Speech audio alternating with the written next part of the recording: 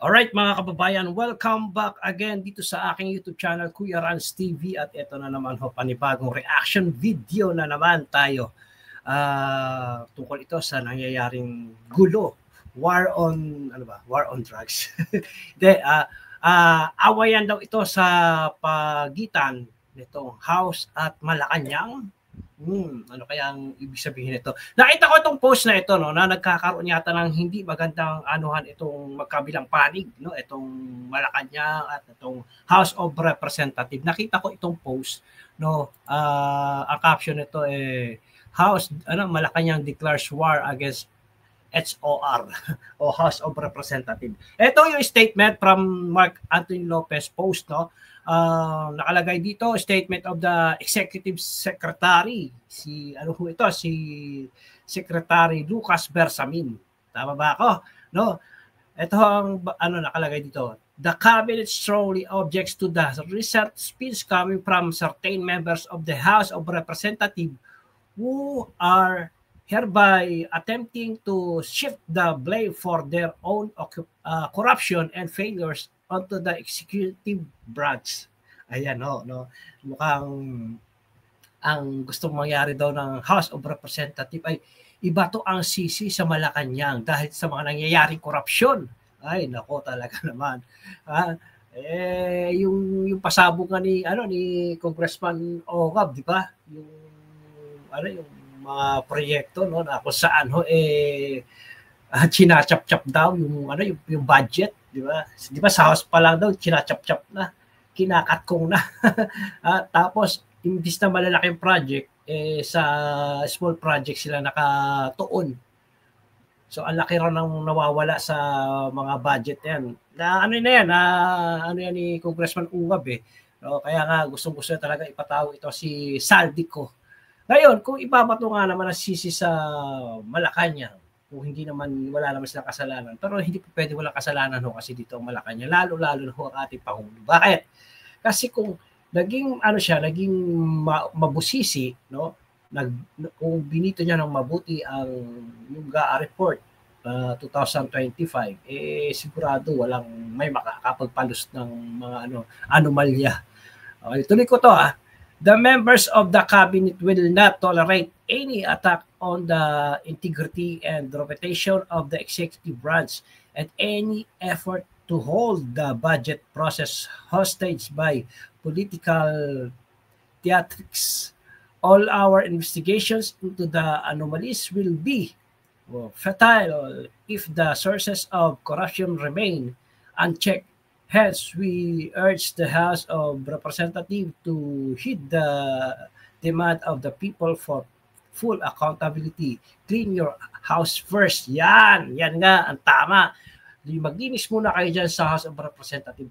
Marami nananawagan ngayon Dapat daw si BBM umaksyon na, palitan na yung mga nakakasira sa kanyang administrasyon. Dapat daw maglinis na. Dapat hindi lang House, pati ang Malacanang maglinis na, magdesisyon na. Dapat daw sipain na raw si Tambi dyan sa House. Palitan na raw na speaker. Andiyan naman daw si Congressman Toby Chanco. Nabasa ko lang yun sa post ni Ma'am Rowena Guanzon na ito nga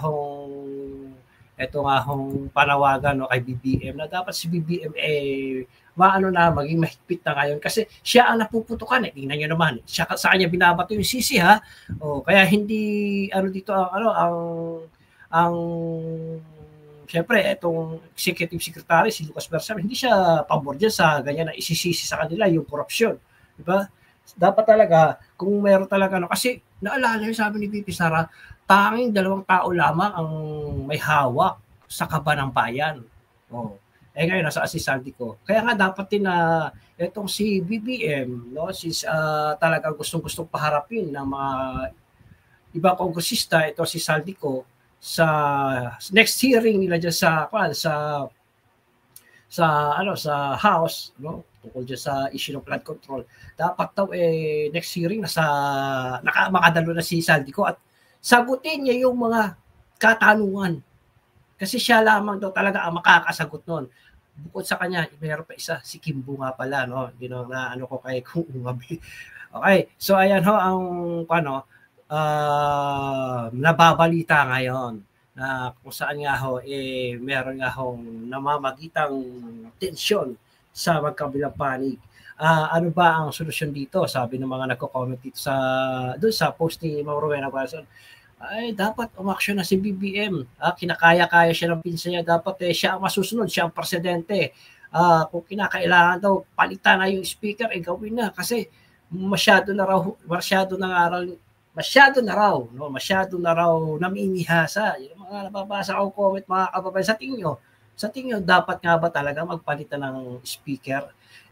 Binoto siya ng mga kapwa kongresista, di ba? Pero may power kaya ang presidente para alisin sa pagiging speaker ito si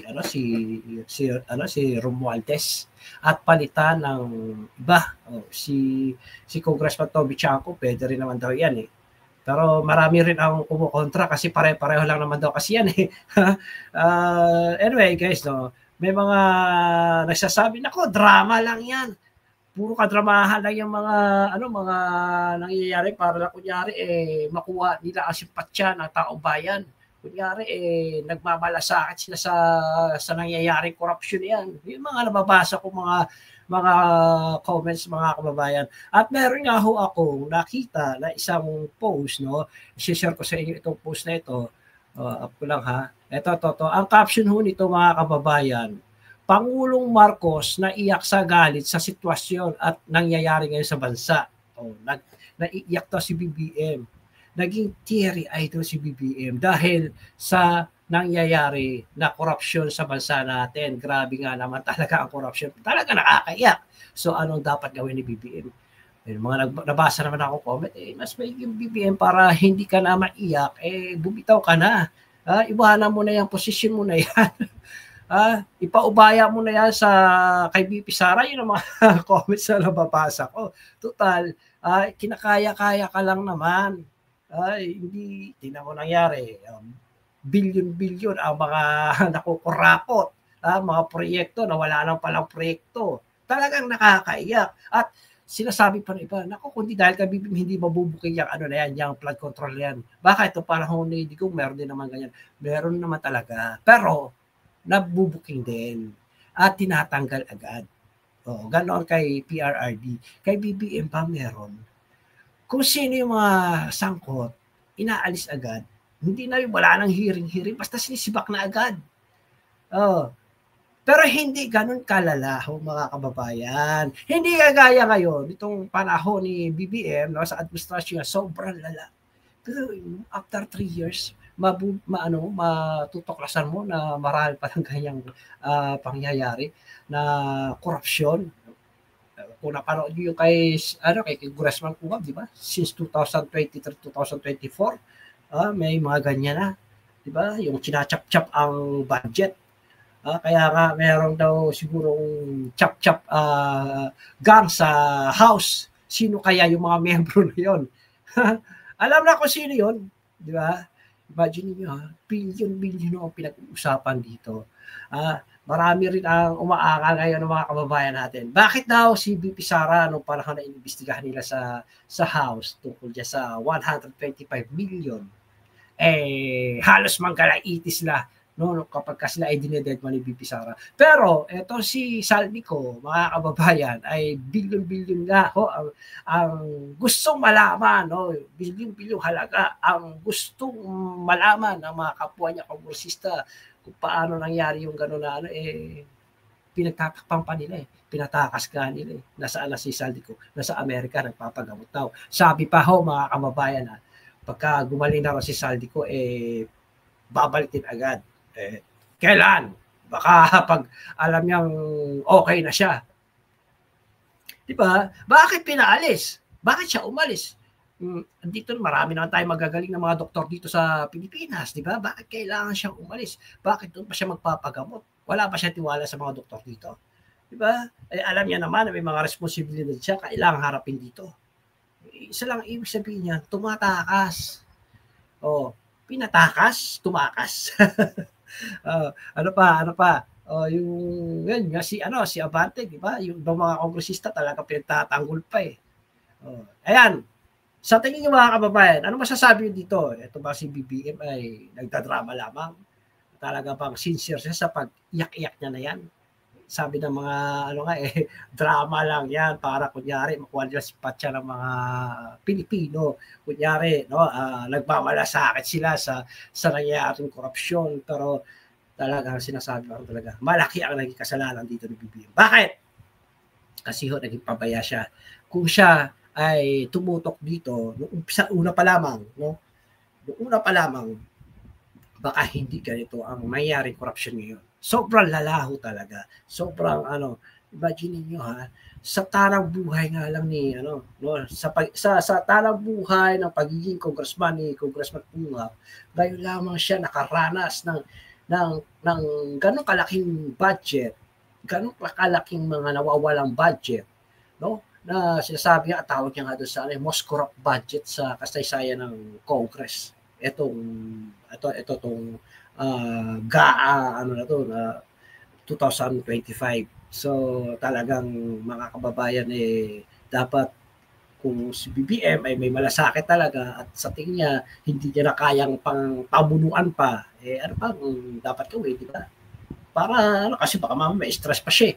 Baka mamaya bigla na lang siya mag-collapse dahil sa kakaisip ng ginawang pangluloko sa kanya. Ngayon, mukhang bumalik kay BBM yung tinatawag na budol. Di ba? Mukhang bumalik kay BBM yung tinatawag na budol. Sabi ka ng mga kababayan din natin, nako, karma na yan kay BBM kasi ngayon nararanasan niya kayo yung sakit na kung paano linlangin ng mga kung sino man yung kaalyado niya na yan. Di ba? Di ba anong ginawa nila kay BP Sara? Noong una, okay, ginamit nila si BP Sara, tapos nung napakinabangan na nila, wala na. Tablado na si BP Sara. Tablado na ang mga Duterte. Kaya nga nila pinakulong si Pangulong Duterte. Anong next target nila? Si BP Sara. Ano pa? Yung mga kaalyado ng mga Duterte. Kaya nga gusto nilang maupo daw yan si Rimula bilang ombudsman. Kasi nga, na sila sa plan A, sa plan B, yung sa impeachment So sa plan C na sila ngayon. Kapag kasi si Rimulya na ang naupo, for sure daw, mga kababayan, di umano, ang unang aanahin niya ay si BP Sara. Lahat ng mga Duterte allies ay talagang tatargetin nila. Kakasuhan nila kapag hindi sumunod sa kanila. No? Pero itong mga Duterte talagang ipapakulong daw nila yan. Di umano. Narinig nyo naman yung sinabi ni, diba, ni Senator Amy Marcos. Kaya daw talagang ito si kailangan talaga maging ombudsman. Kaso nga mga kababayan, kaso sa ombudsman hindi pa yata nakiklear. Kasi babantayan naman yun ni Senator Amy. Hindi papayag si Senator Amy na basta na lang ganon-ganon. Kailangan mapanagot yung mga taong nagplano para ipa-aresto si former President Duterte. Alam niyo naman siguro kung sino sila mga yung grupo na yan, yung nagplano na yan. Kasama nga dyan si Secretary Boying, kasama si Torre, kasama dyan si Torre. Sino pa? Si nakalimutan ko to, si DND Secretary, kasama yata dyan. Ewan ko kung pero yun na nga mga kababayan. Ang maipapayo ko kay BBM para hindi na siya mahirapan, siguro kailangan niya na mag-step down. Paubaya niya na kay BP Sara. Kasi kung magpatuloy yan at lulukohin lang siya, isahan lang siya, bubuduli lang siya, para ba at nandyan siya? Diba? Kasi hindi naman siya pinapakinggan Hindi naman siya sinusunod. Siya ang presidente natin Diba? Binoto siya namin yung Pilipino. Isa po ako sa buboto sa kanya. Tapos ganyan ang gagawin nila kay BBM. Babastusin lang nila. Lulukohin lang nila. Tingnan nyo naman yung mga corruption na nangyari, yung pagkalalaki ng mga nawawala na pondo, yung mga ghost project na yan. Kaya dapat din mapanagutin talaga yung mga nagsabwatan dyan sa ghost project na yan. At sinasabi na kung hindi daw dahil kay BBM, hindi raw mabubukan yan. Yeah. Sabi ka ni Attorney Vic, malaki ang kasalanan dito ni BBM kasi naging pabaya siya. Alright, so ito, next video natin mga kababayan. Paano rin natin to? Shoutout nga pala kay Buster. Hiramin ko muna yung video na ito. Share ko lang to. Itong video kung saan nga ho, itong pabahay din naman daw ni BBM, budol din. 1 million housing per year. Budol din daw mga kababayan. Teka, up ko lang ha. Yan. Ay, yan. Okay. So, shoutout kay Bastar TV. Pahiram muna na yung video. Sobrang laki yata. Sobrang laki. Bakit ganyan? Ayusin ko lang. Hindi na makita yung Kuya Rans TV. Ayan. Yan pala mga kababayan. Etong hearing na ito, no, at isa dito talaga sa ito yung anak ni Senator Marcoleta, wala iba kundi si Congressman Paulo Marcoleta, na talaga marami rin bumibili dito matapang din ito, like father like son nga daw itong Congressman Paulo Marcoleta Ito i-play natin mga kababayan. Ayusin ko lang yung layout. Yan. Play natin to ha. Teka. Puto Pero back to work tayo. I support the earlier move of Kong Rufus Rodriguez in augmenting or increasing the budget of DSUD. Dahil talaga naman pong the right to domicile ay talagang pangunahing karapatan ng bawat Pilipino magkaroon ng maayos na tirahan. Kaya lang, gusto po namin, tulungan nyo kami na tulungan kayo. In other words, meron po kasi akong napansin na mga glaring inconsistencies sa pag-google nyo ng inyong budget. Maliit lang naman, pero siguro naman kaya nyong matugunan. Number one, yung pong staffing or unfilled positions. The department currently has 524 vacant positions. Is this correct? That is correct, Mr. Chair. And this consists of 31.1% of its total authorized positions of 1,866 in 2024. Alam niya, ito si Congressman Paulo. Bago pa lang ito no? Siguro pagtagal yan lalabas na talaga dyan yung pagiging Rodante Marcoleta na ito Yung matapang, yung maangas. Hindi nagpapasindak. At hindi ito sigurado ako hindi ito pwedeng agawan ng hopya. Mano ito ito si Kong Marcoleta mga kababayan di ba nung nakaraan nag-viral nga ho yung tanong niya doon sa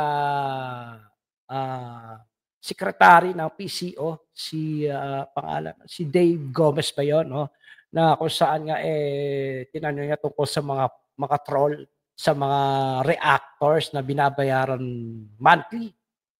May mga impormasyon siya natatanggap hindi naman ito magsasalita nang wala sang pruweba. Parang si Marcoleta nga rin yung tatay si senador bago bumitaw ng salita may hawak na ebidensya. Kaya pagka may sinabi siya sa isang confidence siya na talagang totoo yung sinasabi o yung itinatanong niya. And this objectively high number manifests two things. The department is understaffed and as such, consequently has higher tendency to underperform. Ang tanong ko po is, what is the current status of these positions? Are the numbers still the same? And what is the department's solution to this underemployment? Mr. Chair, if I may answer. Number one, simula pong naupo tayo bilang secretary, kasama po yan doon sa tinutugunan natin. Unang-unang ginawa natin, pinablish na natin yung mga vacant positions. Second, inassess natin ang bawat regional offices, anong capacitation, anong dagdag sa capacity ang kailangan nila to match these vacancies to what we need in actual. Then, ina-encourage din natin yung mga contract of service employees natin na mag-apply dito sa mga position na ito. Then in October, during the shelter month, we part of the program is to ano kaya ahensya to? Department of Human Settlements and Urban Development. Okay, ito pala 'yon. Yan. Kay ano to kay Buster ito. Sabi ko gusto kong bigyan ng commentary itong nito. Itong video niya na to. Have a job fair to promote the vacancies and to encourage people to apply to these positions, Mr. Chair. Yun po ang action natin so far pagdating sa mga vacant positions.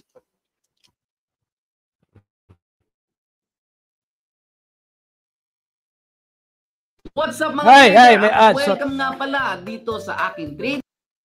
These are permanent positions po ba? Yes, Mr. Chair. Ba't parang hindi attractive yung yung job fair ninyo? Sisimulan pa lang namin sisimulan pa sa lang. October po. Plano namin na ngayon yung awareness dun sa vacancy ng departamento inaakyat namin through announcements and publications. Then hopefully during the shelter month, isa sa mga highlights nito will be a job fair. Then ang problema rin dito kasi may mga positions na mahirap i-comply yung mga requirements, kaya nahihirapan din tayong punuan itong mga positions na to. Lalo na yung mga technical. Huwag niyong pahirapan kasi yung requirements. Di ba? Kung mag-hire kayo, di medyo medyo lang yung requirements para mabilis kayo makapag-hire ng kung ano man yung gusto nyo i-hire. Di ba? Kung may kahirapan, talagang may hirapan din makakuha ng tao. Di ba? Kaya dapat simplihan nyo lang. Positions na. Kaya pala. Opo. Okay. Ano po itong mga architect, engineer posts? Marami dito, Mr. Chair, yung mga environmental planners, architects, halos lahat po ng trade, meron po tayong kailangan. Probably we can tap the schools. Hindi pala ako pwede dyan. Hindi ako engineer, hindi ako architect eh. Mga bigating position pala yan. Mapua, mga engineering and architectural colleges. We will do that, Mr. Chair. Opo. Second question, in terms of budget utilization or unused appropriations, in 2022, the DSUD had an obligation to appropriations ratio of 92.5%, leaving only 110.8 million in unused appropriations. Ngayon naman, noong 2023, the department's obligation to appropriations ratio declined to 88.4, leaving a slightly higher amount of 208 million in unused funds. At nung nakaraang taon po, the DSUD had an obligation to appropriations ratio plummeted to 62.7%. And this resulted in a high unused appropriations totaling 1.54 billion. And correlatedly, and it bears emphasizing that the disbursement rate for the department also fell from 84.3 in 2023 to 56% in 2024. So this is in juxtaposition to the number of housing needs and pending settlement-related cases that has steadily increased over the years. Kindly explain to us why the department's utilization is showing an adverse effect. Mr. Chair, if I may answer, ang malaking factor po kaya mababa ang utilization is hindi nagagalaw yung interest subsidy budget dahil mababa yung production ng 4PH. Kasi nung pinropose yung subsidy budget na yan, ang numerong pinoproject na mapoproduce ng 4PH ay napakataas. So nasa 700 million po yan yung annual na interest subsidy budget. Ang isa pa pong hindi kaya rin tumaas yung hindi nagagamit na pondo is dahil sa ITSAP. Pero nahabol na po natin yan. Nagkaroon tayo ng backlog sa paglabas ng assistance na to. So ang malaking portion po ng unused budget natin is the interest subsidy due to low production of the 4PH program. And that brings me to my third question. Ang target po ng 4PH is 6.5 million homes? Mr. Chair, ang target po ng 4PH na dating 1 million units per year in 6 years na 6 million ay 300,000 na lang until 2028. Okay, how do we? Yung dating 1 million naging 600,000 na. Ang tanong, nasaan kaya yon? Alam niyo, ito yung tinanong ni Miss Eden ng ng Net25 na kung saan yung mga pabahay, yung bahay silungan, kung tawagin nila, ipinagyabang yan ni Ate Claire. Pero tinanong ko saan yung mga location nun, wala silang maituro. Dapat, kung meron silang na mga accomplishment na pabahay, ipaalam nila sa taong bayan. Malay nyo, may gusto mag-occupy. Diba? Sa mahal nga naman ng renta ngayon, kung pabahay yan, at kung yan naman ay pahuhulog-hulugan sa titira dyan, at magaan naman ang magiging monthly, malaking tulong yan sa mga nangungupa, lalo na dyan sa Maynila. Di ba? Pero ang tanong, nasaan yung lokasyon na yan? 600 per year na lamang daw ang kanilang baka nga hindi pa per year eh. So ito ay budol na naman ito, mga kababayan. Kaya siguro si BBM naiiyak na eh. Kasi yung kanya pinangako na 1 million housing per year, hindi pala totoo. Ay, okay. Hindi pala totoo. Budol nga lang talaga. Kaya siguro mga kababayan, si BBM ay naiiyak sa dami na ng kinakaharap na problema ng Pilipinas, lalo na sa korupsyon. Naiiyak na si BBM. Hindi na kinaya. So, ano dapat gawin? Mas siguro step down para naman di ba? Makapagpahinga na siya, balik na lang siya sa Hawaii. Wala naman ako masamang pinupunto dito ha. Ang akin lang naman nagsasuggest na ako baka pag may nakapanood itong video ko masama nila ipatawag pa ako. Tapos magalit sa akin ipakontom pa ako.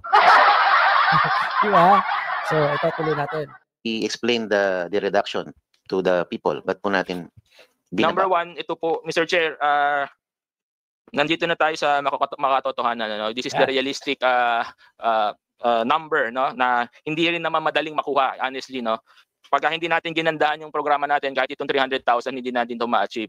So, ito talaga, to answer you, ito lang talaga yung kaya 300. Whether we like it or not, we have to be transparent about this, na hindi na namin From 1,600,000, naging 300 na rin. Lalang.